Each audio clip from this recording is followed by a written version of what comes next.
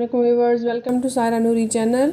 आज मैं अपने किचन में लाई हूँ चॉकलेट गनाश की रेसिपी, जिसके लिए हमें सिर्फ 3 इंग्रेडिएंट्स चाहिए। सबसे पहले मैंने सॉस पैन में 1 पैकेट क्रीम डाल दी है और इसको मीडियम हीट पर रख दिया है। अब हमने इसको सिर्फ गर्म करना है, पकाना नहीं है।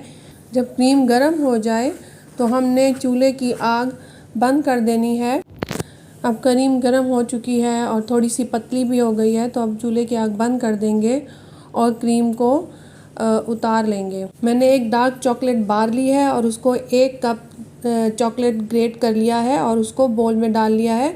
अब मैं उसके ऊपर हॉट क्रीम डाल रही हूँ जो मैंने गरम की है। तो ये जो गरम क्रीम है, ये जब चॉकलेट पे डालेंगे तो ये चॉकलेट को मेल्ट कर देगी।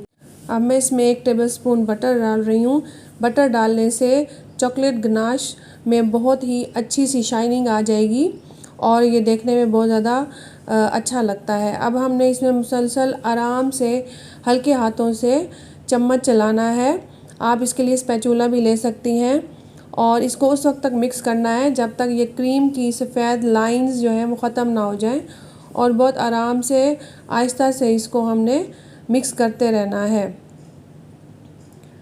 और हम ये चॉकलेट गनाश कप केक्स के लिए, केक्स के लिए और अपने दूसरे डेज़र्ट्स के लिए भी इस्तेमाल कर सकते हैं, जो कि बहुत ज़्यादा कारआमद होती है। हम इसको बनाकर एक शीशे के जार में बंद करके फ्रिज में 15 से 20 दिन या 1 महीने तक इसको हम फ्रिज में रख सकते हैं। और इसको जब हम चाहें इसको थोड़ा सा गरम करके ओवन में 1 मिनट के लिए हम इसको इस्तेमाल कर सकते हैं।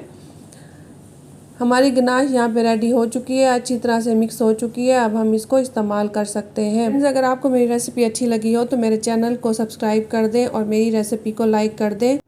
Thanks for watching. अल्लाह हाफिज़।